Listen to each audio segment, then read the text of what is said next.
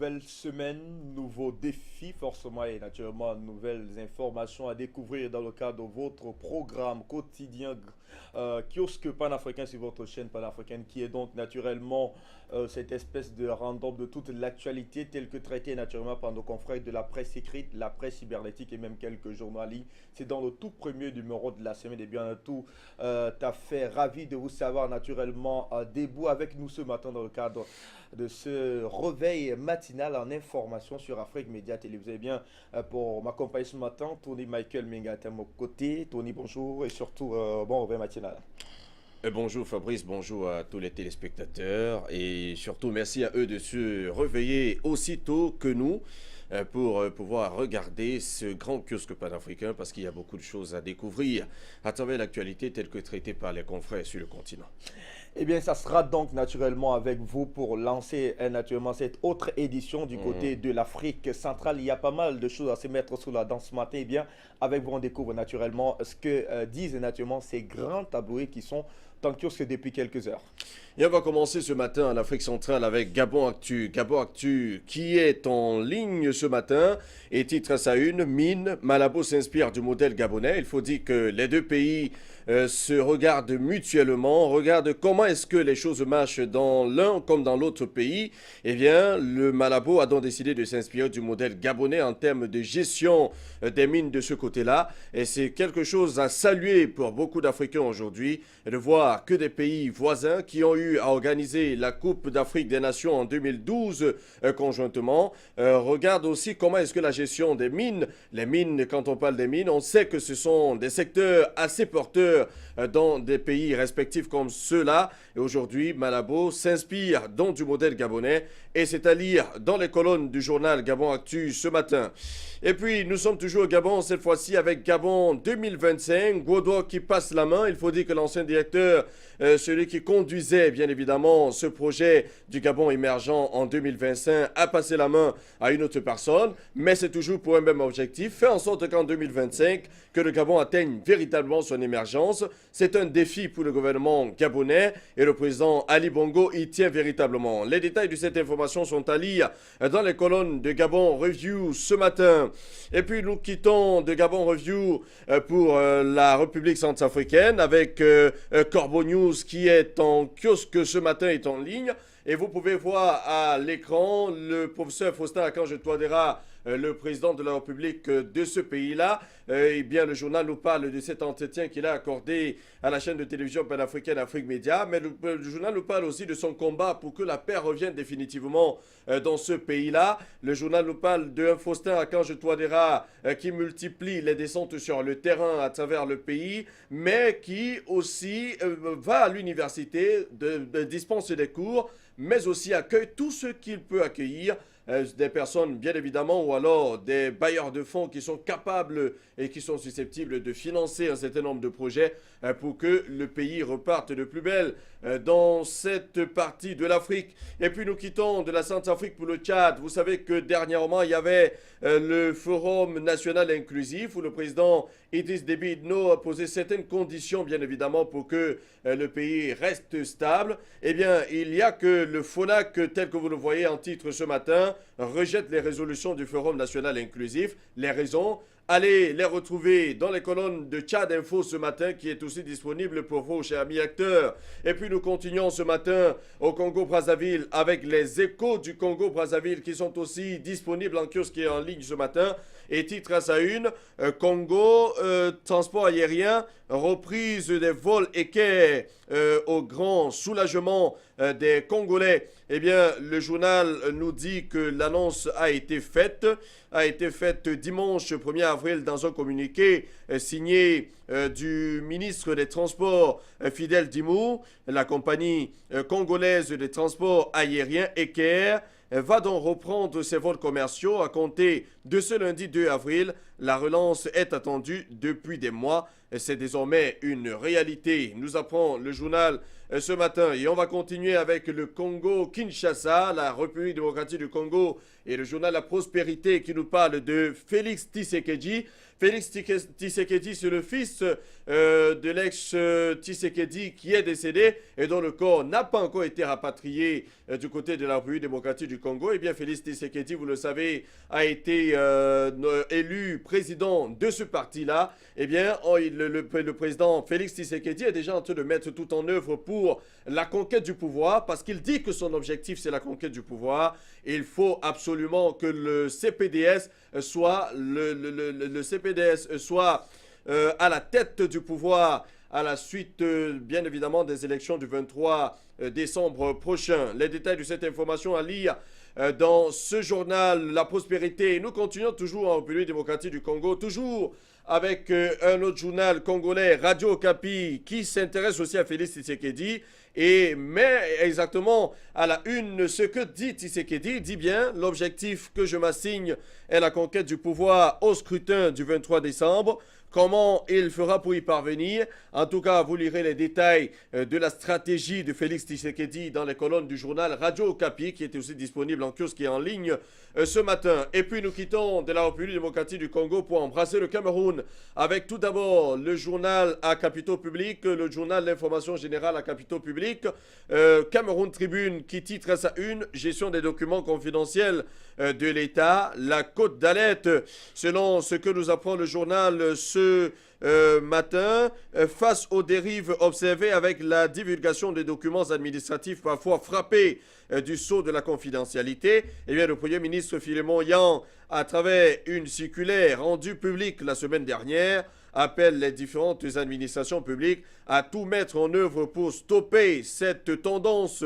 Les détails de cette information sont contenus dans les colonnes de la page 2 et 3, des pages 2 et 3 de ce journal, à retrouver bien sûr en kiosque ce matin. On est sur au Cameroun, cette fois-ci avec un journal qui parle des Singang.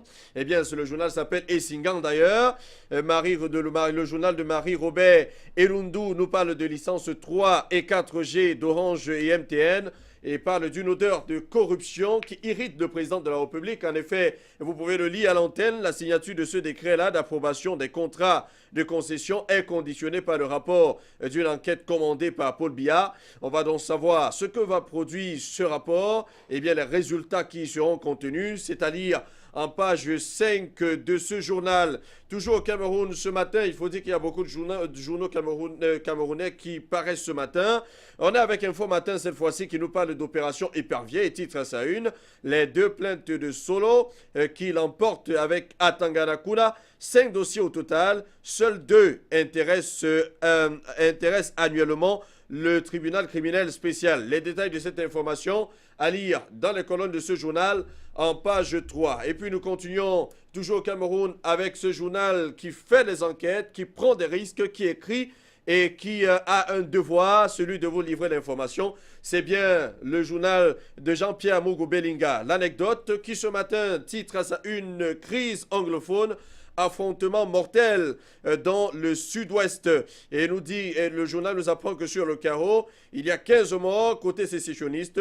Le gouvernement appelle au dialogue et à l'apaisement. Les détails sont contenus à la page 3 de ce journal ce matin. Et puis nous continuons avec le Soir Triebdo. Le Soir Triebdo qui est aussi en kiosque ce matin et nous parle aussi d'opération Épervier ce matin. Le temps des interpellations et arrestations. Selon le journal ce matin, plusieurs signes présagent de l'arrivée de certains hauts commis de l'État dans les geôles. Et on se souvient que sur le plateau d'Afrique Média, on en parlait déjà. Et il n'y a pas que ceux qui ont déjà retrouvé les geôles, mais il y a aussi ceux qui sont encore dans le gouvernement et qui pourraient à tout moment rejoindre la liste des prisonniers de Kodengui, des prisonniers de luxe bien évidemment, des transfèrements de prisonniers de Kodengui vers d'autres prisons, Monatele et Bafia, c'est ce que nous apprend le journal, l'aménagement de nouvelles cellules parce qu'il semble qu'ils sont de plus en plus nombreux, et puis la liste des potentiels clients, parce qu'on le disait aussi qu'il y a beaucoup de clients qui sont encore sur la liste d'attente, qui attendent juste la confirmation des résultats pour se retrouver du côté de Kodengui et des autres prisons du Cameroun. Et puis, on quitte de là pour l'œil du Sahel. On a l'impression que c'est l'œil du Sahel qui se retrouve dans le Grand Nord, mais tenez-vous tranquille, l'œil du Sahel s'intéresse aussi à l'opération Épervier ce matin et au Nigeria. En parlant de la Tanganakouna, bien sûr, l'ancien ministre de l'eau et de l'énergie de ce pays-là, à Tanganakouna, interpellé avec près de 2 milliards de francs CFA. C'est ce que nous révèle ce matin l'œil du Sahel. On ne vous en dit pas plus. Allez tout simplement dans les colonnes du journal en page 3 et puis vous retrouverez toute l'information dans son intégralité. Il y a beaucoup de bandits au Cameroun apparemment. Et puis nous continuons avec Mutation, le quotidien Mutation de Prothèse Ayama qui est aussi disponible en kiosque ce matin.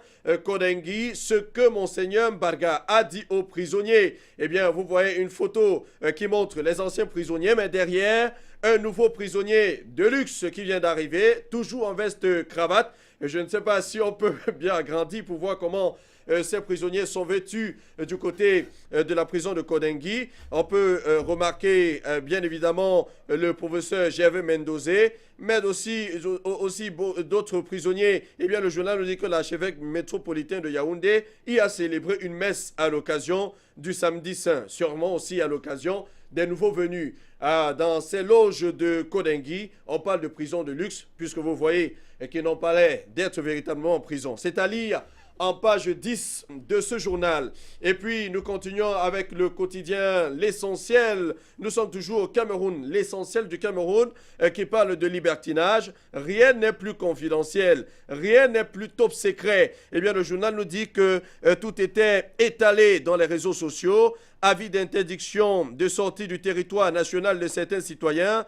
Instruction du président de la République au gouvernement, correspondance de hauts responsables à leurs collaborateurs. Le Premier ministre vient de siffler dans la fin de la dérive de divulgation des documents administratifs, secrets ou confidentiels. Et notre enquête, l'enquête bien évidemment de l'essentiel, rappelle que les fonctionnaires, les journalistes ou les simples citoyens coupables de ces divulgations peuvent être poursuivis et condamnés. Et il faut dire que c'est courant au Cameroun aujourd'hui et un peu partout en Afrique. On a des journalistes d'un autre genre qui lisent dans les tiroirs, qui sortent des notes qui viennent du CNC ou qui sortent des notes qui viennent du ministère des Finances ou du premier de la primature tout simplement et permettent au peuple de connaître une réalité avant même que la réalité ne soit officiellement publiée par l'autorité qui a instruit cette réalité. Eh bien, vous allez découvrir les raisons et comment est-ce que le gouvernement compte contrecarrer bien évidemment cela en page 3 et 6 de ce journal. Et puis on peut lire au pied de une Samuel Eto'o qui dément sa candidature à l'élection présidentielle 2018. Il faut dire que sur les réseaux sociaux, on parle encore des réseaux sociaux depuis quelques jours. Eh bien, il y a une photo qui circule avec un message des écrits qui dirait tout simplement que c'est Théophile qui aurait dit cela, que il aimerait être président de la République du Cameroun en 2018 et qu'il a toutes les armes pour le devenir. Eh bien, Samuel Eto'o parle donc d'un poisson d'avril et il dément tout simplement sa candidature à l'élection présidentielle de 2018. C'est en page 12 de ce journal. Et puis nous quittons de là pour embrasser le quotidien de l'économie qui nous accueille aussi ce matin du côté du Cameroun. Projet Banque Agricole. Eh bien, le journal nous dit que l'État abandonne 10 milliards de francs CFA à la SCB. Eh bien, le journal nous apprend qu'alors que le projet bancaire est suspendu, la somme versée comme capital social reste oisive dans les comptes de cette banque depuis 2012. Et nous apprend aussi à cette grande une ce matin que la Société Générale Cameroun se met au mobile money. Finalement, tout le monde se mettra au mobile money du côté du Cameroun, au détriment, bien sûr, des banques locales. C'est à lire en page 2 de ce journal. Et puis, nous quittons de là. On termine en Afrique centrale avec ce journal qui s'appelle Malaria, tout simplement. Malaria, qui parle de médecine, injectable, artésunate, cure ou killer. Malaria, qui nous parle aussi à sa grande une de l'industrie de l'eau, les pratiques éthiques des opérateurs du Cameroun et nous dit à cet effet que même après la récente célébration de la journée mondiale de l'eau, qui n'a pas connu beaucoup de monde du côté de Douala en passant, la denrée reste un enjeu majeur. Le marché de l'eau est caractérisé par une concurrence des plus féroces, accompagnée par une absence de bonnes pratiques chez plusieurs acteurs, comme le confirme une observation pour un colloque international. On dirait tout simplement que tous les acteurs de l'eau au Cameroun se sont mis à l'école de l'éthique. C'est tout bien pour les consommateurs camerounais. Et on quitte de l'Afrique centrale pour l'Afrique australe. C'est donc avec le journal Lusakatam qui est naturellement en ligne du côté donc de la Zambie. On s'intéresse donc à la venue, voilà, à l'avenir de la mission cubaine dans ce pays-là. Le journal nous annonce donc que cette mission continuerait donc à fonctionner. Le président Edgar Lungu est seulement intéressé à retirer l'ambassadeur Villas. Et bien, suivant donc monsieur l'histoire, assistant spécial du président pour la presse et des relations publiques, Amos Chanda, a déclaré que la mission cubaine continuera à exister car le président Edgar Lungu ne souhaitait que retirer l'ambassadeur Nelson Pares Villas pour violation de la pratique diplomatique internationale. Eh bien, le journal poursuit derrière et nous précise que la mission diplomatique cubaine continue d'exister. Le président a demandé le rappel d'une personne et c'est l'ambassadeur. Nous prenons acte de ce qu'il a dit. Il a assisté et offert ses meilleurs vœux et son soutien au Parti socialiste de l'opposition du côté donc de la Zambie. Alors, la demande est pour le retrait d'un diplomate et son excellence, l'ambassadeur vient donc de présenter ses lettres de créance. C'était donc jeudi dernier du côté donc de la Zambie. Eh bien, le nœud gordien serait donc le fait que monsieur Villas serait donc présenter ses vœux et son soutien au Parti socialiste de l'opposition donc du côté de la Zambie, ce qui aurait donc déplu forcément au président Edgar Lungu qui a donc demandé simplement le retrait de l'ambassadeur monsieur Nelson Pares Villas donc du côté de la Zambie.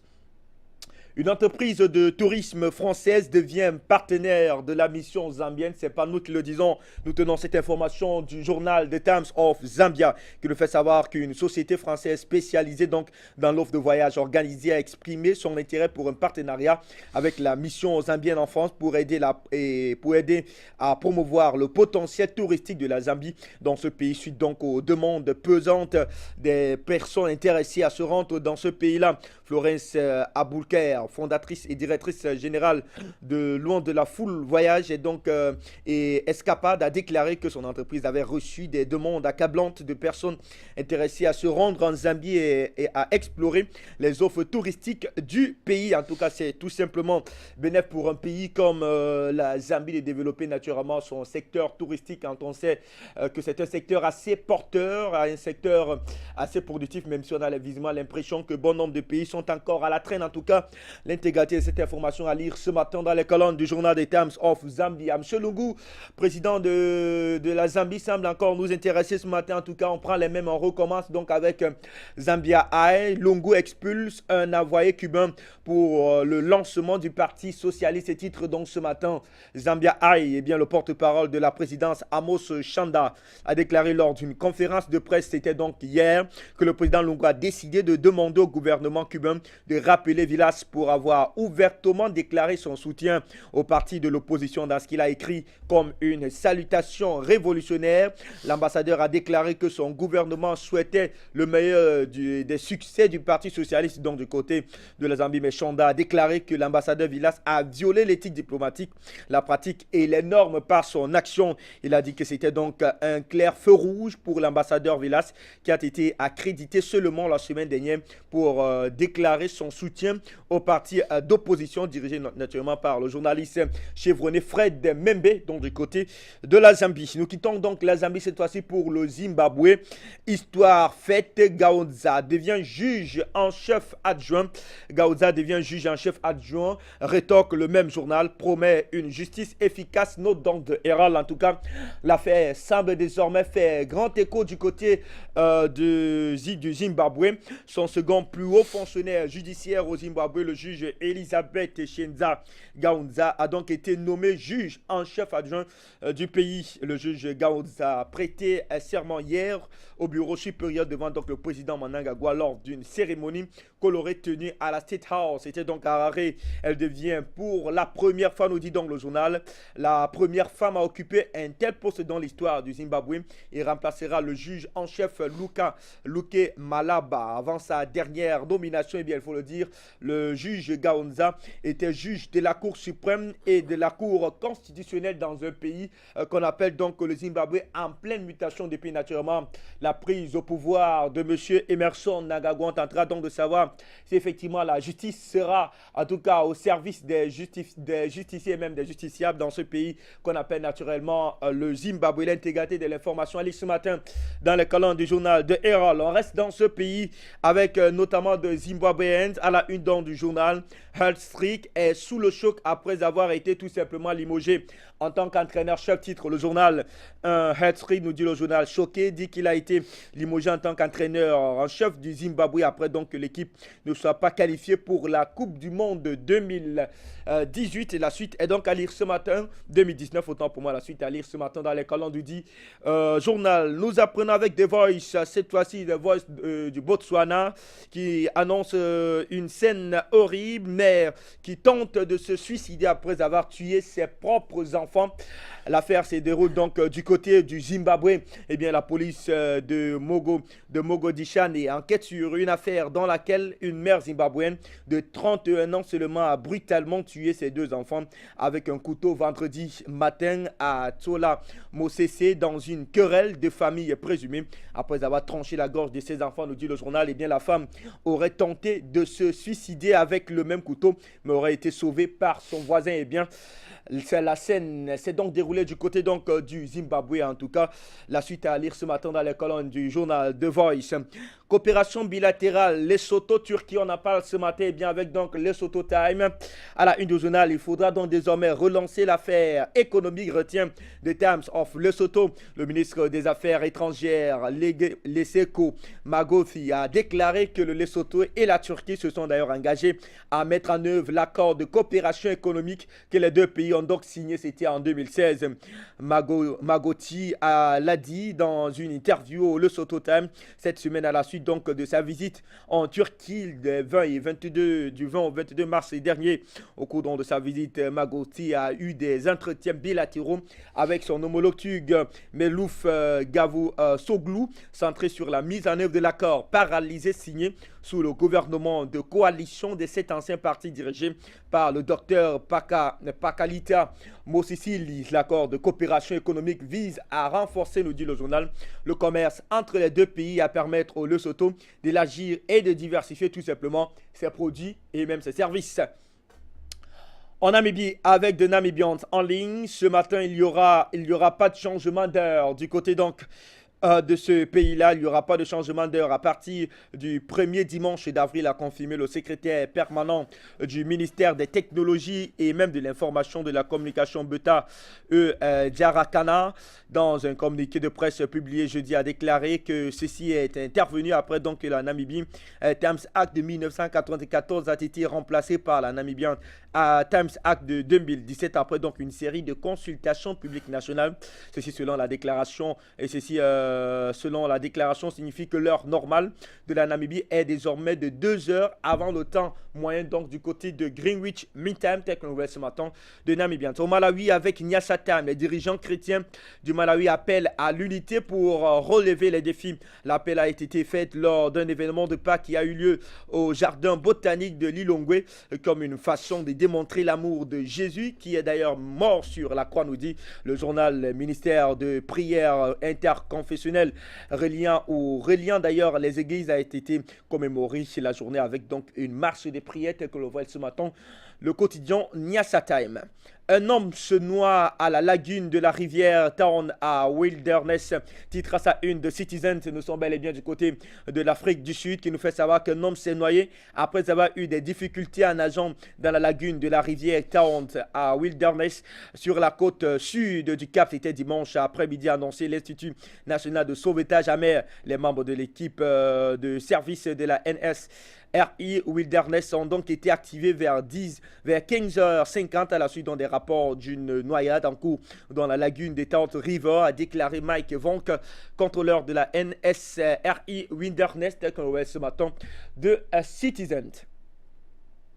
L'ANC au secret avec donc les Oppenheimers pointe à sa une ce matin son détail qui semble avoir plus ample information naturellement sur ces rapports désormais qui lie l'ANC et bien avec les Oppenheimers du côté donc de l'Afrique du Sud. Les détails de cette information à lire ce matin dans les colonnes du journal Son détail. Nous quittons l'Afrique du Sud pour l'Angola avec donc Ango Press qui nous fait savoir que le ministre annonce la construction d'un port de pêche à Kwanza-Soul. Le ministre de la Pêche et de la Mer, Victoria de Barros Neto, a annoncé jeudi dernier la construction d'un port de pêche et d'un centre de soutien à la pêche artisanale à Porto Ambouem dans la province centrale de Kwanza-Soul. Le responsable qui s'exprimait lors de la cérémonie de clôture du Forum pour la revitalisation de la pêche artisanale a souligné qu'en accordant une attention particulière à la création et à la revitalisation du secteur, eh bien, ces infrastructures permettront une meilleure utilisation des captures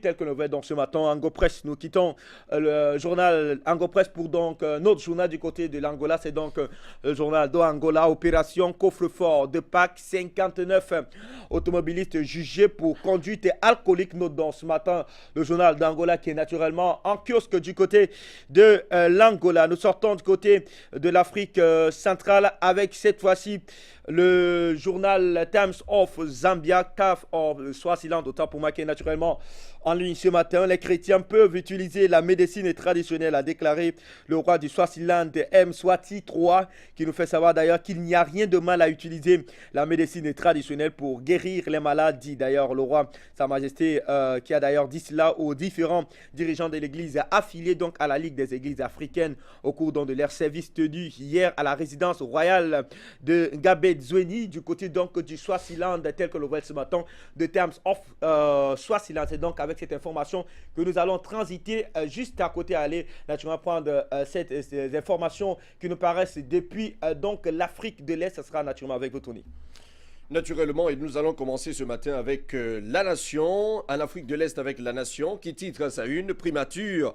Le Premier ministre élève Echam Ibrahim Al-Wakayan au rang de commandeur dans l'ordre national du 27 juin. Eh bien, le journal nous indique que lors de cette audience, le Premier ministre a d'emblée rappelé combien étaient solides les relations fraternelles entre la République de Djibouti et l'État du Koweït, grâce au leadership du président de la République, Ismaïl Omar Guelleh, et l'émir du Koweït, Sheikh Sabah Al-Ahmad Al-Jaber Al-Sabah. En effet, selon ce que nous apprend le journal, dès l'accès à l'indépendance du pays, les deux nations n'ont cessé de consolider leurs liens de fraternité, a-t-il dit, en ajoutant que la coopération bilatérale est restée fructueuse dans tous les secteurs, l'État du Koweït ayant toujours répondu présent dans la mise en œuvre de plusieurs projets socio-économiques à Djibouti. Vous allez donc lire dans les colonnes de ce journal comment se comportent ces relations bilatérales entre le Koweït et Djibouti dans les colonnes de ce journal qui est déjà disponible en kiosque ce matin pour vos amis lecteurs. Et puis nous quittons de là pour les îles Comores avec le journal, le quotidien Al-Watwan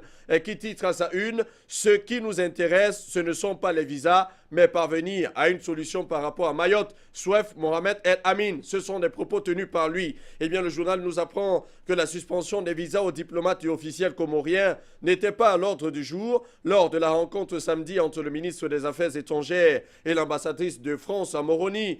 Pour le gouvernement comorien, l'essentiel est de trouver une solution sur la question de Mayotte. Le ministre Souef Mohamed El Amin s'est dit ouvert au dialogue et a regretté les décisions des autorités françaises de nature, a-t-il dit, à entraver les relations entre les deux États. L'ambassadrice Jacqueline Bassa-Massoni a donc déclaré devant la presse qu'elle ne désespère pas quant à trouver une solution par le dialogue. Nous n'avons pas la même position, mais on peut parvenir à une solution, a-t-elle conclu, parce qu'il faut dire que les Comores se fâchent d'un fait, c'est que les Français, lorsqu'ils doivent arriver du côté des Comores, ils obtiennent les visas facilement, mais lorsque les autorités comoriennes doivent se rendre du côté de la France ou à Mayotte qui est très proche, eh bien, ils se retrouvent face à des difficultés parce que l'ambassade refuse tout simplement et tout bonnement de leur accorder des visas. Et les autorités des îles Comores estiment que trop c'est trop. Il faut respecter les îles Comores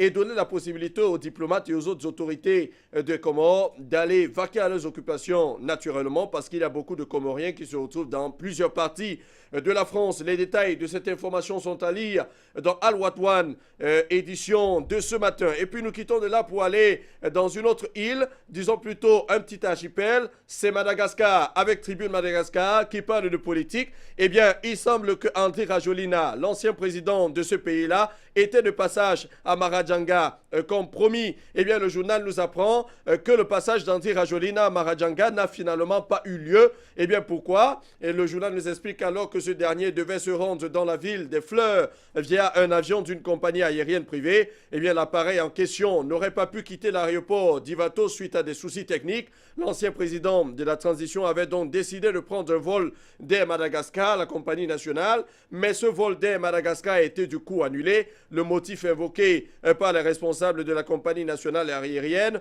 était le souci de sécurité des passagers, mais aussi d'Andry Rajoelina en personne. Eh bien, le vol de la compagnie nationale, nous dit le journal, devait en effet atterrir à l'aéroport d'Amborovi où des partisans du MAPA, le parti d'Andry Rajoelina, étaient prévus l'accueillir à son arrivée. Les détails de cette information que beaucoup estiment être politique de ce pays-là, de ce côté-là, à lire dans les colonnes de Tribune Madagascar ce matin. Et nous restons toujours à Madagascar pour parler de la même actualité, cette fois-ci avec Midi Madagascar et Midi Madagascar qui est cru Andry Rajoelina, déplacement à Marajanga, contrecarré par le pouvoir. On estime de ce côté, du côté du journal Midi Madagascar, eh bien nos confrères estiment que ce n'était pas un fait de hasard. C'est le pouvoir qui a contrecarré tout simplement ce vol de l'ex-président malgache Andry Rajoelina. Eh bien le journal nous apprend à cet effet que le jet privé devant amener l'homme fort du MAPA dans la capitale du Burundi, n'a pas obtenu une autorisation de vol de la part de la SEGNA sur ordre de l'ACM,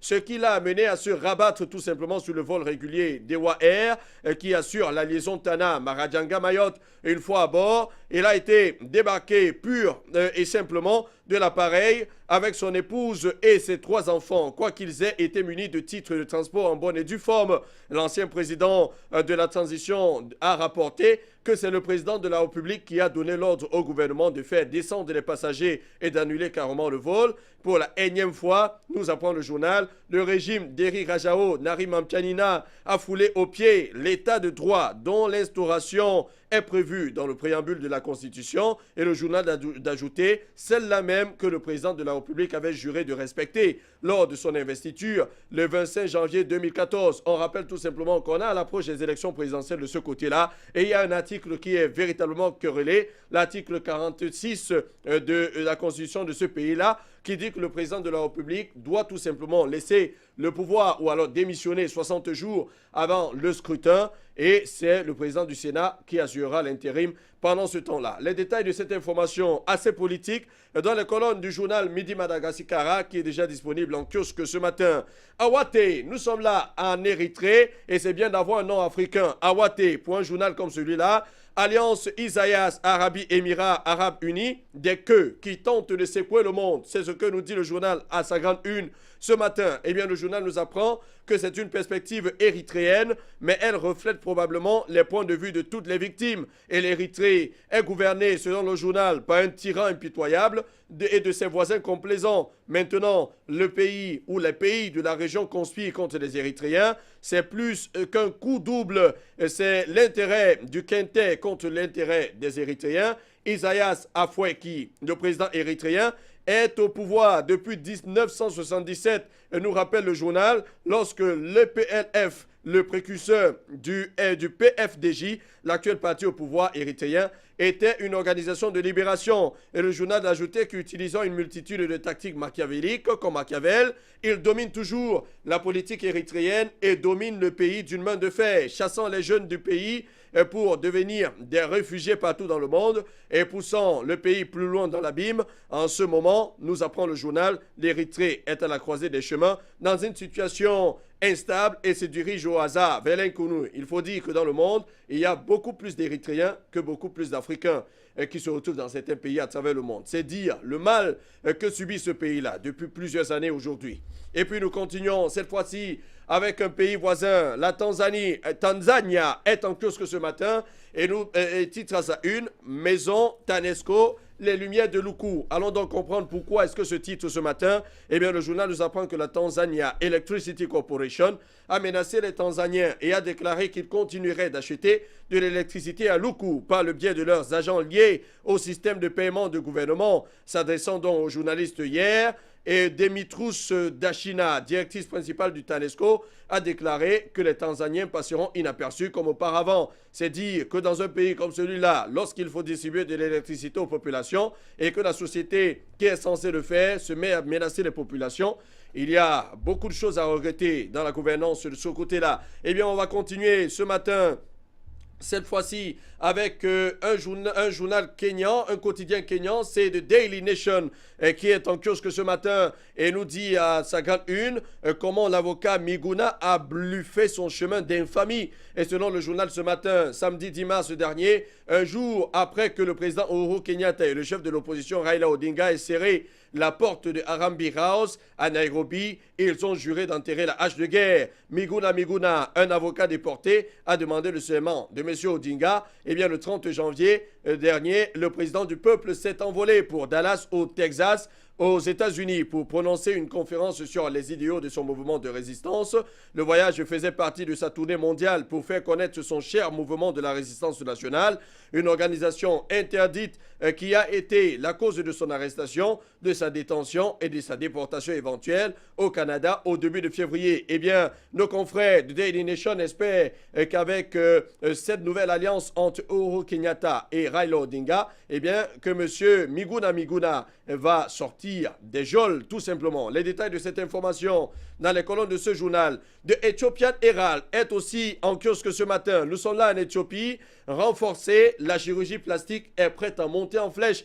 Le journal nous raconte qu'auparavant, la chirurgie esthétique était pratiquée dans le pays par des experts étrangers qui venaient en personne ou en groupe pour une courte visite. Après avoir donné le service, ils partiraient pour de bon. C'est ce que nous apprend le journal qui ajoute qu'il y a 18 ans, un plan a été conçu et la chirurgie plastique a été lancée en tant que sous-spécialité. Mais maintenant, le muscle de la chirurgie plastique de la nation se renforce, mais la poussée sans précédent dans l'horizon de l'histoire médicale de l'Éthiopie demande l'attention du gouvernement et révèle des experts, tels que révèlent les experts du secteur. On espère tout simplement que du côté de l'Éthiopie, il n'y a pas des femmes qui vont se faire l'ablation des seins ou alors d'autres qui vont se faire gonfler les fesses, comme ça se fait généralement dans d'autres pays occidentaux qu'on n'a pas toujours admiré dans le cadre de nos actions sur le continent africain. The New Vision, nous sommes là en Ouganda ce matin. Kabaka Mutebi demande aux Ougandais de persévérer dans les vertus du carême. C'est le titre qu'on peut lire à la grande une de ce journal. Et vous les voyez dans une église, bien évidemment. Eh bien, le journal nous apprend que le Kabaka du Bouganda, Ronald Muwemba Mutebi, a envoyé un message spécial de Pâques à ce sujet. Et à tous les Ougandais, le message a été lu pour lui par le président du Bouganda, Lukiko, Nelson Kawala, pendant le service de Pâques à la cathédrale Namirembe à Kampala. Et dans le message, nous dit le journal, le Kabaka a félicité les Ougandais pour avoir achevé la période du carême qui a atteint son apogée aujourd'hui avec la résurrection de Jésus-Christ, le Fils de l'homme. Et puis nous continuons avec The New Times. Nous sommes là au Rwanda. Rwanda, 1600 réfugiés burundais rapatriés. Le journal nous apprend à sa grande une ce matin que plus de 1600 Burundais qui sont entrés au Rwanda le mois dernier depuis la République démocratique du Congo ont été tout simplement rapatriés dans leur pays dimanche après avoir refusé l'enregistrement biométrique et la vaccination des enfants en raison de ce qu'ils disent être leur croyance religieuse. À 9h30 hier, 1600 d'entre eux qui campaient au centre de transit de Gashora, dans le district de Bugesera, autant pour moi, avaient traversé la frontière avec le Burundi et étaient déjà en train d'être recensés par des responsables burundais, accepter aussi les règles de ce pays-là pour pouvoir rester sur le territoire. Eh bien, ces réfugiés burundais n'ont pas accepté de respecter les règles. Eh bien, le gouvernement burundais a donc demandé immédiatement le rapatriement. Et puis nous quittons du Rwanda pour la Somalie avec Iran, qui est aussi disponible en kiosque ce matin et nous parle des extrémistes qui ont tué 4 soldats de l'Union africaine dans le sud de la Somalie. Eh bien, le journal nous apprend à cet effet que les extrémistes islamistes somaliens d'Al-Shabaab ont lancé dimanche une attaque contre une base des troupes de l'Union africaine dans le sud du pays, tuant 4 casques bleus ougandais, a déclaré le porte-parole de l'armée ougandaise, Brig Richard Karemire, et 4 autres Ougandais ont été blessés, a déclaré Karemire à l'Associated Press, et au moins 22 des assaillants ont été tués et le reste a été repoussé, a-t-il dit. L'attaque a commencé le matin lorsque 2 voitures piégées ont explosé à l'entrée de la base fortement fortifiée de Boulomare, une ville agricole de la région de Lower Shabelle en Somalie, a déclaré le colonel Ahmed Hassan. Les détails de cette information dans les colonnes de ce journal somalien. Iran qui ne publie que des informations sur les morts depuis un certain temps. Et puis, on va sortir de l'Afrique de l'Est ce matin avec Sudan Tribune qui nous parle de l'opposition, l'armée du Sud-Soudan qui appelle à la libération inconditionnelle de l'ex-opposant Riek Machar. Eh bien, le journal nous apprend que le mouvement populaire de libération du Soudan dans l'opposition a formellement demandé la libération inconditionnelle de son leader, confirmé par le bloc est-africain de l'IGAD. En Afrique du Sud, le principal intervenant du Forum de revitalisation de la paix a fait cette demande dans une lettre adressée au nouveau Premier ministre éthiopien nommé Abiy Ahmed, qui entrera en fonction le lundi 2 avril prochain, c'est-à-dire aujourd'hui. Le mouvement vient pour protester contre la décision du Conseil des ministres de l'IGAD de mettre fin au confinement du dirigeant du SPLM-IO, Riek Machar, dans des conditions qui lui permettront de renoncer à la violence et de ne pas entraver le processus de paix en dehors de la région et ne sont pas voisins du Sud-Soudan. Les ministres désignés de l'IGAD proposeront et décideront d'un emplacement possible. Les détails de cette information sont contenus dans les colonnes de Sudan Tribune, qui est déjà disponible en kiosque ce matin. Et nous continuons avec l'Afrique du Nord. Avec vous, Fabrice Doum. Eh bien, avec donc la nation El Watan qui est en ligne et en kiosque naturellement ce matin, eh bien, l'actualité algérienne, il faut le dire ce matin, est intéressée par ce nouveau permis de conduire qui serait donc désormais en circulation du côté de l'Algérie avec donc El Watan, le permis à points vers plus d'efficacité. Là est toute la question retenue ce matin par nos confrères algériens et le journal de nous dire tout simplement que l'opération de lancement du permis à points est donc prévue au centre biométrique à Mise. Le ministre de l'Intérieur des collectivités locales, Noureddine Bedoui, présidera à cet effet la cérémonie de délivrance des permis spécimens annoncée à maintes reprises depuis quasiment plusieurs années. Le projet a connu de nombreux reports. Bedoui a d'ailleurs affirmé en février que le permis de conduire à points serait donc fin prêt pour début mars, tandis que la délivrance des cartes d'immatriculation électronique des véhicules aura lieu durant le premier semestre finalement. Eh bien, on a longtemps attendu, mais mieux vaut tard finalement que jamais. Le permis à points est donc quasiment en pleine processus de distribution et même disponible déjà du côté de l'Algérie. Eh bien, il ne restera tout simplement qu'aux uns aux autres d'aller donc subir la procédure y afférente. La suite est donc à lire ce matin dans les colonnes de El Watan. L'étude de Kaspersky révèle en Algérie que 66,2% des ordinateurs sont tout simplement touchés. La cyberattaque donc à la une du journal Liberté, l'industrie énergétique en Algérie est tout simplement espionnée, nous dit le journal. Les détails à lire donc ce matin dans les colonnes du quotidien Liberté. Après donc la cybercriminalité, voilà un autre fait qui refait surface du côté de l'Algérie. C'est donc la cyberattaque qui visiblement c'est hackers et tout ce qui semble tout simplement s'intéresser dans le domaine de la fuite et même de la fuite des informations donc à travers le système informatique. Semble nous dire ce matin que l'énergie en Algérie semble-t-elle est désormais espionnée donc du côté de ce pays-là, tel que l'on voit ce matin d'ailleurs le quotidien Liberté qui est naturellement en kiosque ce matin. Plusieurs formules sont concernées à la une du journal Le Temps. Campagne imminente de distribution de logements, titre donc le journal du côté donc de l'Algérie avec donc ce concept APL qui est visiblement en place depuis quelques temps du côté de l'Algérie, qui est d'ailleurs lancé dans le cadre du processus de redistribution des logements sociaux du côté de l'Algérie. Et bien le journal nous fait savoir ce matin qu'une campagne imminente est donc désormais lancée pour la distribution des logements sociaux donc du côté de l'Algérie, tel que nous voyons ce matin le quotidien Le Temps. On prend les mêmes, on recommence. La carte d'immatriculation des véhicules biométriques pour septembre, le permis à point. Enfin en vigueur, donc pour ça passe maintenant le jour d'Algérie, après donc des années de gestation entre cadre juridique et mise en forme, le permis biométrique est enfin là, devenu depuis hier une réalité pour les Algériens et ce suite à son lancement officiel fait par Noureddine Bedoui, ministre de l'Intérieur, des collectivités locales et de l'aménagement du territoire à partir donc du centre biométrique d'El Amin, tel que l'on voit ce matin au quotidien Le Jour. Parlant toujours de sécurité routière dans ce pays avec donc le soir d'Algérie, permis à point, c'est parti, titre le journal.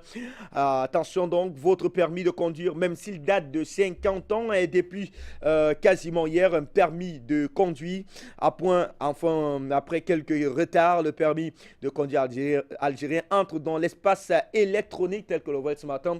Le quotidien le soir d'Algérie, sécurité énergétique, hydrique et alimentaire avec le Midi Libre, les trois défis de l'Algérie. L'Algérie doit d'ailleurs relever les défis de la sécurité dans les domaines énergétiques, alimentaires et même hydriques, vu leur impact sur la croissance économique et le développement du pays, indiqué dimanche à Alger le ministre de l'énergie Moustapha Guitouni. Nous comprenons d'ailleurs avec cette fois-ci le journal, avec cette fois-ci le Midi Libre, le pourquoi. Tout à l'heure, on a naturellement dit que le secteur énergétique du côté de l'Algérie était d'ailleurs expionné du côté de l'Algérie. Eh bien, tout simplement parce que c'est un secteur tout à fait porteur, tel que nous voyons d'ailleurs ce matin le Midi Libre, tout comme d'ailleurs l'aspect, voilà, le secteur alimentaire du côté donc de l'Algérie. Eh bien, il est donc peut-être grand temps pour le gouvernement algérien de pouvoir mettre bouchée double, question de permettre naturellement à ce secteur de l'énergie du côté donc de l'Algérie de pouvoir naturellement porter tout simplement la promesse des fleurs. La suite est donc à lire ce matin dans le colonne du quotidien de Midi Libre. Représentativité, le défi des syndicats autonomes, titre à sa une le quotidien de Laurent. L'expert social Noureddine Bouderba a affirmé lors d'un débat organisé hier par l'intersyndicale au sujet de l'UNPF que 95% des travailleurs algériens ne sont pas syndiqués, et ce en dépit de la précarité sociale et de la précarité d'ailleurs des emplois. Eh bien, il faut le dire, depuis quasiment la semaine dernière, eh bien, cette question autour de la représentativité des syndicats autonomes du côté de l'Algérie fait d'ailleurs grand débat à la suite notamment de ces manifestations à répétition, notamment ces débrayages dans le secteur de la santé, même celui de l'éducation. Il faut le dire, naturellement, le gouvernement conduit par M. Ahmed Ouyahi a d'ailleurs demandé que ces ces syndicats puissent justifier leur représentativité, même si les détails semblent être un tout petit peu flous au sujet naturellement de la représentativité de ces syndicats donc, qui exercent du côté de l'Algérie. On a visiblement l'impression que le gouvernement veut faire davantage pression sur ces syndicats qui semblent militer tout simplement pour le bonheur des travailleurs du côté de l'Algérie, pour d'ailleurs avoir des meilleures conditions de travail. En tout cas, la suite de cette information est donc à lire ce matin dans les colonnes du quotidien de Laurent, qui est naturellement en kiosque ce matin. Bedoui lance l'opération de délivrance du permis à point. Les conducteurs sanctionnés à point dès le début de mois de mai retient pour sa part la Nouvelle République, qui est naturellement en kiosque ce matin. Le journal nous fait d'ailleurs dire que les conducteurs algériens seront sanctionnés en cas d'infraction routière, avec dans le retrait des permis dès le début du mois de mai prochain, a annoncé hier à Alger le ministre de l'Intérieur et de la collectivité locale Noureddine Bedoui.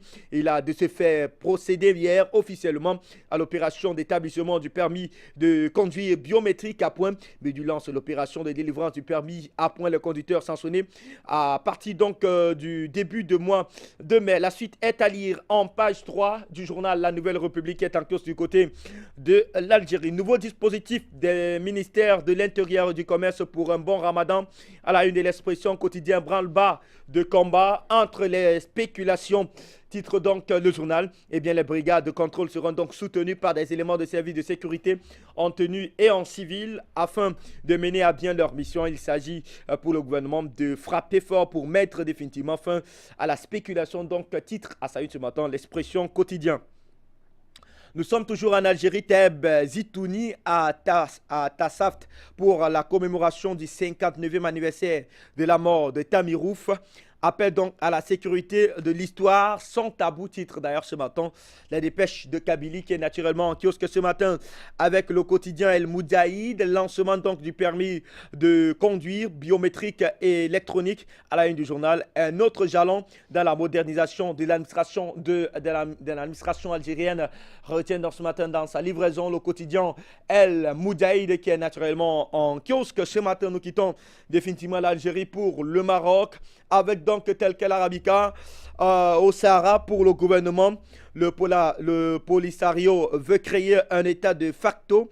Abir Lalou note ce matin tel quel, et bien lors donc d'une réunion avec les chefs de parti, des ministres de l'Intérieur et des Affaires étrangères, ont affirmé que le Polisario ambitionnait de créer un état de facto. Abir Lalou en déplaçant certaines de ses institutions dans la localité marocaine, Nasser Bourita et Abdel Louafi Latif poursuivent leur démarche visant donc à informer les différentes institutions du royaume au sujet des récentes évolutions dans le Sahara. Après le Parlement, ce matin, le ministre des Affaires étrangères et celui de l'Intérieur se sont donc entretenus avec le chef du gouvernement et les dirigeants des différents pays, des différents partis politiques du royaume à ce sujet. C'était donc hier du côté du Maroc. On reste dans ce pays avec donc la nouvelle tribune du Maroc qui nous fait savoir que le Maroc devient membre pour 2 ans du Conseil de paix et de sécurité de l'Union africaine. Titre donc la nouvelle tribune. Le Maroc siège à partir du 1er avril 2018 au Conseil de paix et sécurité de l'Union africaine pour un mandat de 2 ans après donc que le Maroc entend inscrire dans le cadre de la consolidation des efforts et actions visant donc à contribuer de manière constructive et positive à la paix et à la sécurité en Afrique, indiqué samedi le ministre des Affaires étrangères et de la coopération internationale. L'élection du Maroc au CPS lors du dernier sommet de l'Union africaine tenu en janvier 2018 à Addis Abeba est un gage de confiance, de crédibilité et d'estime à sa stratégie africaine sous le leadership de Sa Majesté Roi Mohamed VI. Que Dieu l'assiste, souligne le ministère dans un communiqué, autant qu'elle est aussi une reconnaissance du rôle agissant du royaume ainsi que de ses actions et initiatives crédibles et solidaires depuis donc les années 60 du 6e dernier en faveur donc de la stabilité de l'Afrique et de l'épanouissement du citoyen africain. Bien, on attend beaucoup d'ailleurs de ce Conseil de paix et de sécurité de l'Union africaine et bon nombre d'observateurs pensent d'ailleurs que ce Conseil de sécurité là devrait d'ailleurs se pencher sur les dossiers brûlants, notamment la crise sociétale qui sévit depuis quelques temps du côté donc de la Centrafrique. Et bien, on attend naturellement que ce Conseil de paix et sécurité puisse d'ailleurs prendre des décisions assez fortes pour le maintien de la paix du côté donc du continent africain, puisque beaucoup de régions du côté du continent africain sont en proie à des situations tout simplement d'insécurité. Eh bien, les détails de cette information sont donc à lire ce matin dans les colonnes du journal La Nouvelle Tribune. Nous sommes toujours au Maroc, que nous allons sortir d'ailleurs avec le journal Aujourd'hui le Maroc qui s'intéresse d'ailleurs à la Coupe du Monde Russie 2018 et titre cette fois-ci les arbitres du mondial connus. Retiennent donc le journal la liste des 36 arbitres retenus par la Fédération internationale de football, l'association pour officier donc lors de la Coupe du Monde 2018 qui va donc se dérouler du 15 juin au 15 juillet en Russie. Eh bien, tel qu'elle a d'ailleurs indiqué le communiqué jeudi par l'instance internationale, eh bien, les identités donc de ces arbitres à lire ce matin dans les colonnes du quotidien Aujourd'hui le Maroc. Egypte Today est en ligne avec donc la star égyptienne de football Mohamed Salah qui a d'ailleurs dit non à la drogue. Mohamed Salah, star de Liverpool, a participé à la campagne dite non aux drogues adoptée par le ministère de la Solidarité sociale et le Fonds pour le contrôle des drogues et le traitement de toxicomanie pour encourager la jeunesse égyptienne à rester loin de toutes sortes de drogues. Et bien, on a vu des campagnes pareilles lancées sur le continent africain, même au-delà. Et à chaque fois, on a d'ailleurs utilisé l'image des stars du football, alors les stars tout simplement du sport sur le continent africain. Mohamed Salah aujourd'hui qui cristallise tout simplement l'attention de tout simplement les mélomanes du football. Et bien le joueur égyptien qui fait les beaux jours de ce club anglais qu'on appelle Liverpool. Et bien on a vu d'ailleurs bon nombre de stars du football africain, notamment une certaine époque, un certain Yaya Touré, pourquoi pas Samuel Eto'o, a collé leur image tout simplement des causes tout simplement nobles, et telles que le fait d'ailleurs cette fois-ci Mohamed Salah, qui encourage tout simplement la jeunesse égyptienne à dire non tout simplement à la drogue, quand on sait naturellement que cette partie du continent africain semble être en proie à de vives situations naturellement de drogue, où la jeunesse tout simplement égyptienne est en proie à est tout simplement adonnée à la drogue. Et bien Mohamed Salah qui dit donc non à la drogue pour une jeunesse égyptienne tout simplement responsable par-dessus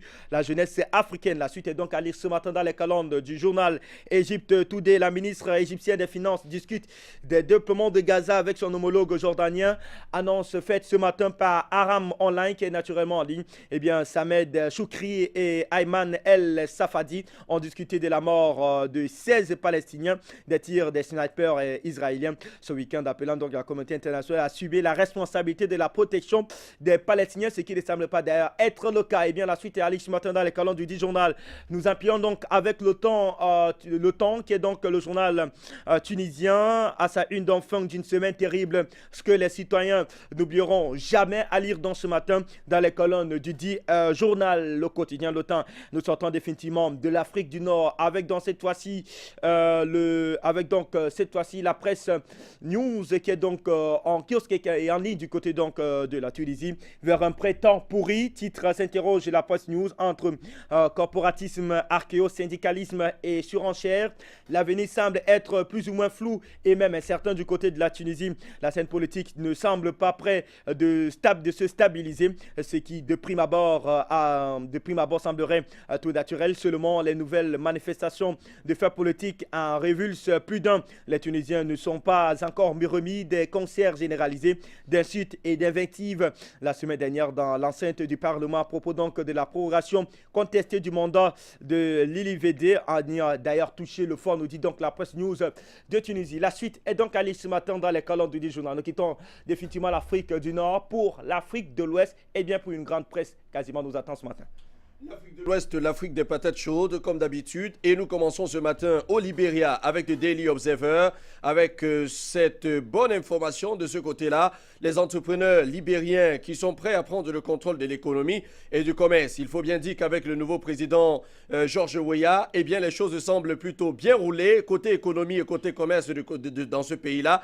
Et bien le journal nous apprend qu'un groupe d'entrepreneurs libériens avec une quarantaine de personnes a promis de prendre en charge l'économie et le commerce du pays. Si la Chambre des représentants et le Sénat approuvaient le nouveau projet de loi sur la libéralisation, le nouveau projet de loi, nous dit le journal, qui est la loi libérienne de 2018 sur le commerce et l'autonomisation économique, étendra la loi existante protégeant les entreprises et les intérêts commerciaux libériens de 26 à 46 et restreinte uniquement aux Libériens. Parmi les 46 entreprises de côté mentionnées dans le projet de loi figurait l'importation, la vente en gros, la distribution et la vente au détail de farine, de la sardine, des maquereaux, du sucre, du sel, de cubes de cuisson, de l'huile de cuisson et de la margarine. Vivement que ce projet de loi soit adopté et que le Libéria connaisse une nouvelle ère économique de ce côté-là. Les détails de cette information économique à lire, bien évidemment, dans le Daily Observer, qui est déjà disponible en ligne et en kiosque ce matin pour vous, amis lecteurs. Et puis nous quittons de là pour le Ghana avec Daily Guide. Daily Guide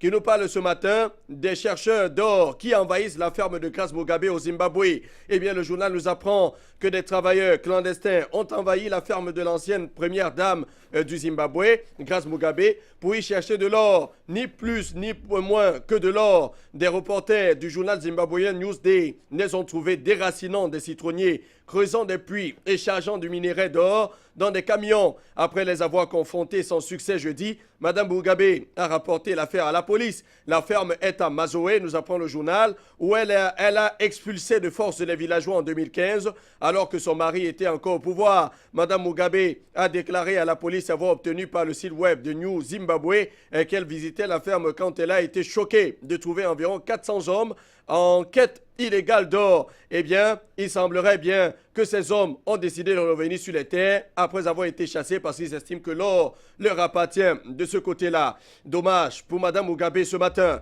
Et puis nous continuons avec De Pointe. Nous sommes là en Gambie. De Pointe qui titre à sa une.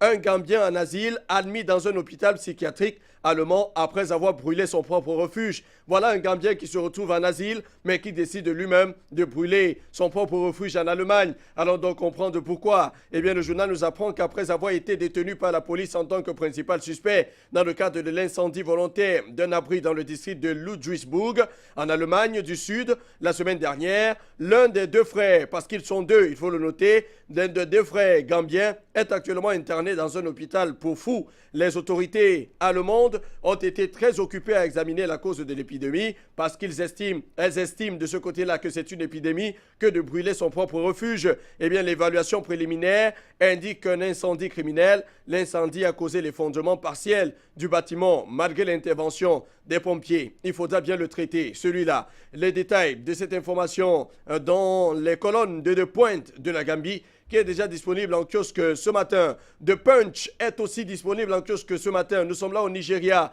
avec ce titre, un immigrant nigérian qui aurait été abusé par des douaniers français. Eh bien, le journal nous apprend à cet effet que les procureurs de la ville de Turin, dans le nord de l'Italie, ont ouvert dimanche dernier une enquête sur une intrusion présumée de douaniers français qui aurait provoqué des tensions diplomatiques entre Rome et Paris. Rainbow for Africa, une organisation caritative qui aide les migrants, a accusé les douaniers français en uniforme d'être entrés dans leur bureau du petit village alpin de Bardodecchia en Italie pour tester un passager nigérian dans un train à destination de Paris.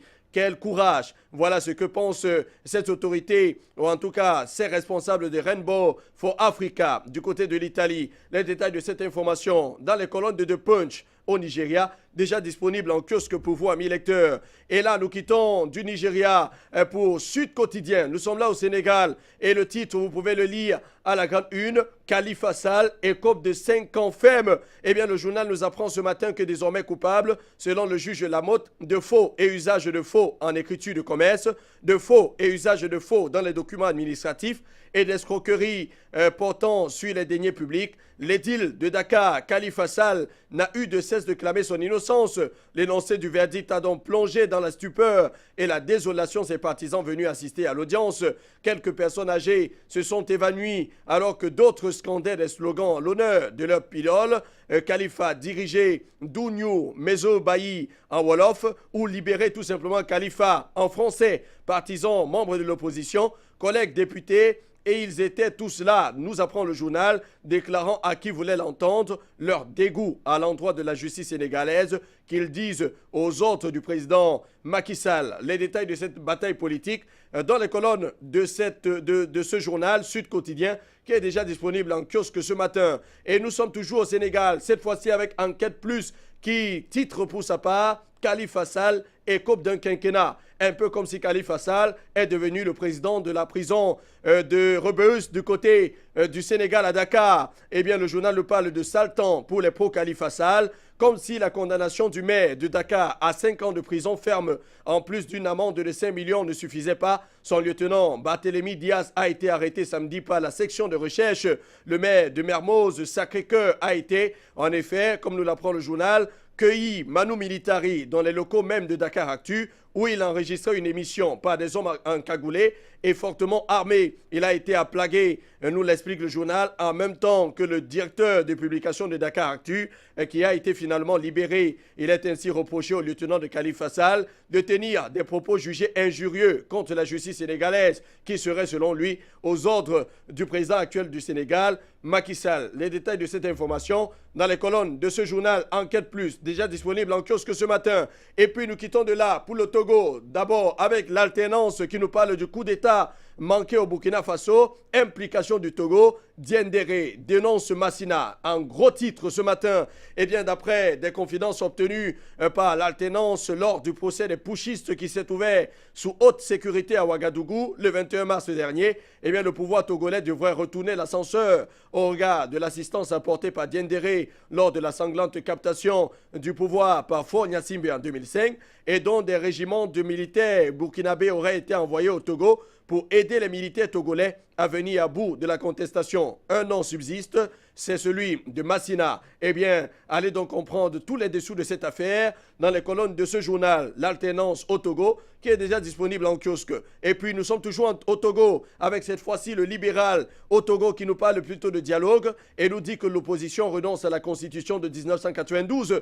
Et puis, dans ce journal, le journal nous apprend bien évidemment, autant pour moi que dans le cadre des négociations, en cours avec le gouvernement du président togolais Faure Gnassingbé, sous l'égide du facilitateur du président ghanéen Nana Akufo-Addo, président du Ghana, la coalition de 14 partis de l'opposition togolaise a appelé à accepter de renoncer à la constitution originelle de 1992 sous certaines conditions. Lors d'une conférence de presse tenue lundi soir, nous dit le journal, l'opposition a annoncé ses limites durant les négociations, notamment l'exclusion de toute candidature de Faure Gnassingbé en 2020.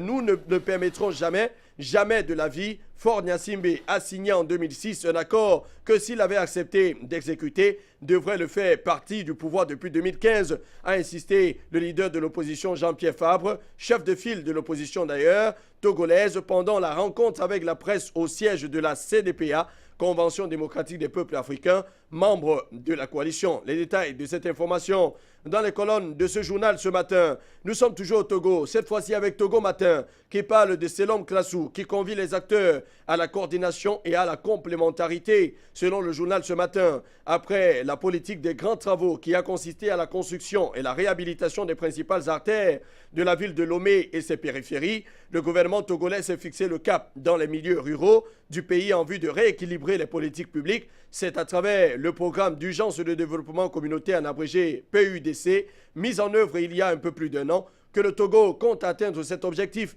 Eh bien, le journal de dire qu'un comité ministériel l'a fait jeudi dernier en présence du Premier ministre. Information à retrouver dans les détails en page 3 de ce journal Togo Matin, disponible en kiosque pour vous, chers amis lecteurs. Nous sommes cette fois-ci en Guinée-Conakry avec Kaloum Presse qui nous parle de la Guinéenne Doussou Komara au cœur de la finance internationale. Eh bien, le journal nous dit que cette Guinéenne Doussou Komara vient d'être choisie par la société suisse Liméade pour diriger ses affaires pour toute l'Amérique du Nord. Entendez par là les États-Unis, le Canada, l'Amérique centrale, Mexique, Panama et Tessera, et l'Amérique latine, Brésil, Argentine et Chili et Tessera. Une lourde responsabilité pour cette jeune dame, nous dit le journal, diplômée de Paris-Sorbonne, juriste en droit bancaire et financier, spécialiste en lutte contre le blanchiment d'argent et qui, dans un passé récent, a été directrice régionale de Stocks Limited, ancienne filiale de Dow Jones Indexes, avec résidence auprès de la Bourse de Montréal. La Guinée a donc de quoi être fière de ses ressortissants du côté de l'Hexagone. Et puis, nous continuons ce matin toujours avec la Guinée, cette fois-ci avec Guinée News, qui nous parle du tête-à-tête Alpha Condé-Cellou Dalein Diallo, qui est prévu pour ce lundi 2 avril à 15h précisément.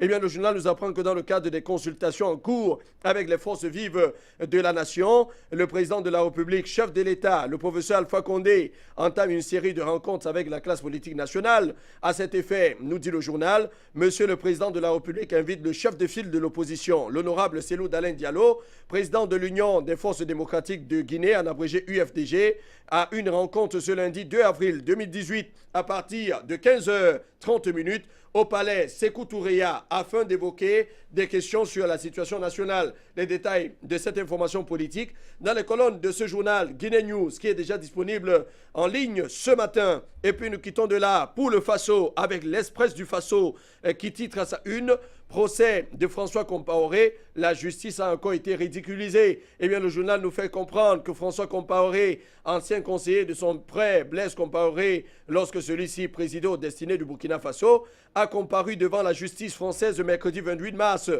poursuivi par la justice de son pays pour incitation à assassinat. Au pluriel, comme le précise l'avocat général de la Cour d'appel de Paris, il risque d'être extradé au Burkina Faso pour y être jugé. La délibération a été fixée au 13 juin prochain, mais le frère de l'ancien président Blaise Compaoré est soupçonné d'avoir commandité, entre autres, l'assassinat du journaliste Norbert Zongo en 1998. On connaîtra bien la suite de cette histoire dans les colonnes de ce journal et dans la suite de ce que nous dira l'information concernant cette actualité. Eh bien, toujours au Burkina Faso, Sidoya est aussi disponible pour vous, amis lecteurs, ce matin. Formation professionnelle Plus de 120 apprenants reçoivent des chèques d'installation. Eh bien, le journal nous apprend que les apprenants des 6e et 4e promotions des centres de formation professionnelle non formels, en abrégé CFPNF, de Hugo Sambolwell dans la province du Seno et de Koutoura dans la Comoé sont aptes, autant pour moi, à grossir les rangs des actifs de leurs communautés respectives.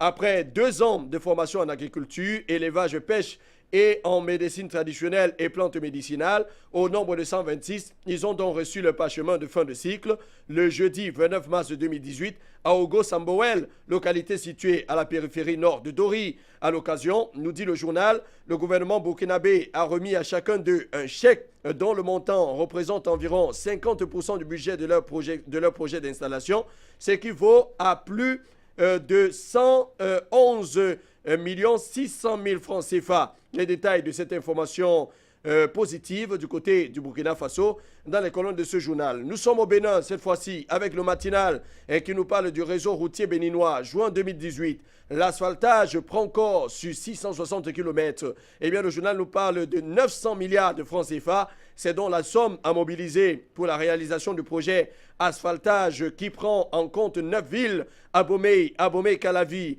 Boricon, Cotonou, Lokossa, Natitingu, Parakou, Porto Novo et Semepoji. Et déjà, 309 milliards de francs CFA sont bouclés pour le démarrage de la première tranche. Pour cette phase, c'est 191 km de voies, comme nous l'indique le journal, qui seront construites et aménagées sur un total de 660 km.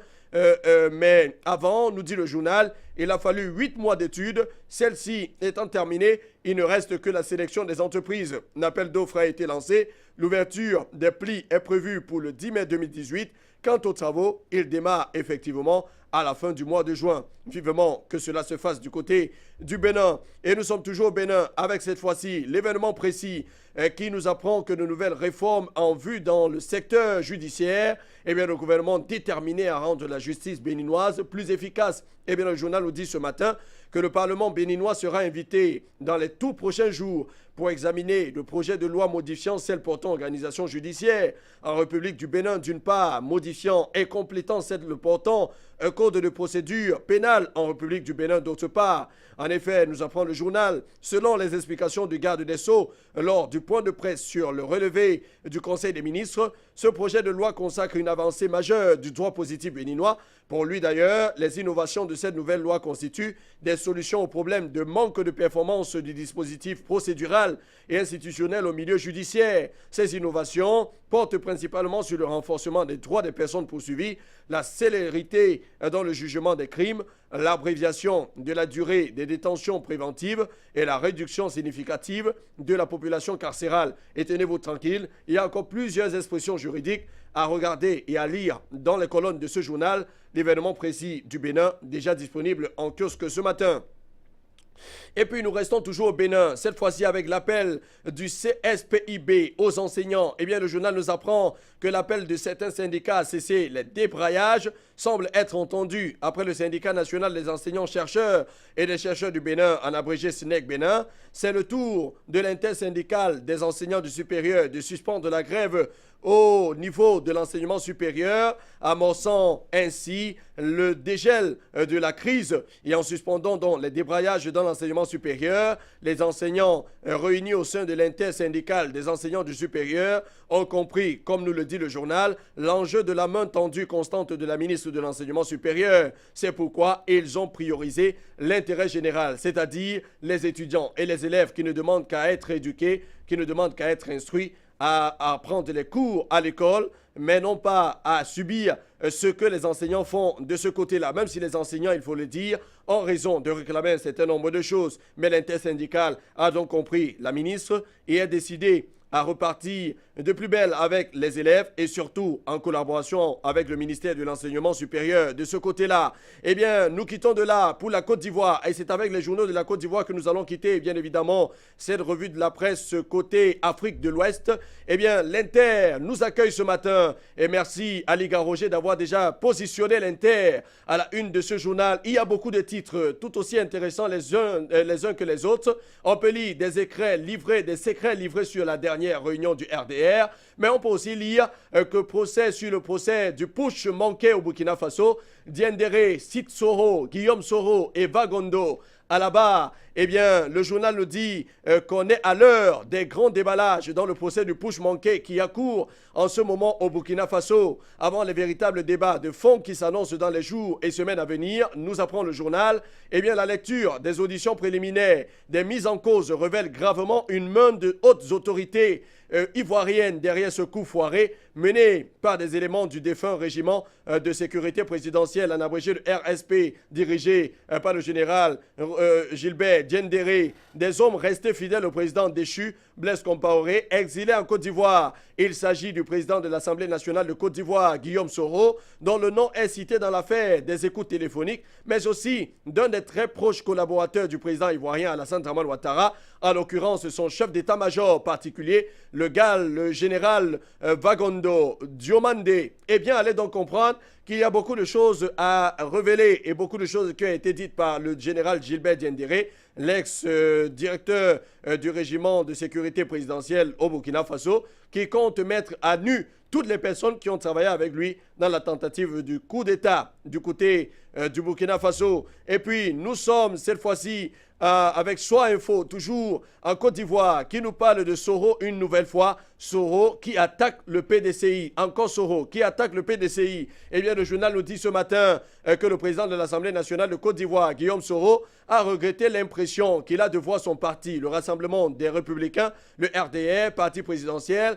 forcer la main à ses alliés de la coalition au pouvoir pour aboutir au parti unifié. Devant naître de leur fusion telle que présentée, on a l'impression que c'est nous, au RDR, qui courons coûte que coûte après le parti unifié. Or, il me semble bien que ce sont les autres qui devraient courir après le RDR, a déclaré M. Guillaume Soro, le président de l'Assemblée nationale, dans une bande sonore publiée sur Facebook lors d'une réunion de la direction de son parti jeudi à Abidjan. Il estime que son parti est au pouvoir, dont ils n'ont pas à courir. Ce sont les autres qui doivent courir pour faire des alliances avec eux.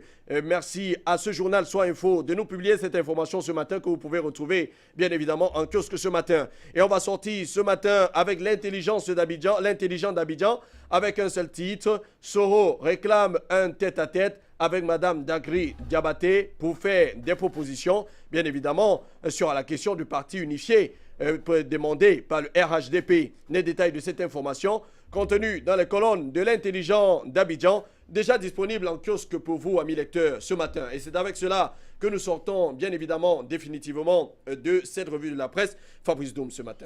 Eh bien, on aura quasiment parcouru tout le continent africain au travers, naturellement, de cette grande messe des tabloïds africains qui sont naturellement en kiosque, en ligne, et même quelques journaux en ligne. Eh bien, il ne reste qu'à vous demander d'aller naturellement acheter ces journaux. Question naturellement de faire vivre la presse, mais surtout de posséder la totalité de l'information, de ne pas rester dans les supputations, mais d'avoir l'information, mais alors la bonne, la vraie information telle que traitée naturellement par nos confrères de la presse écrite à travers le continent.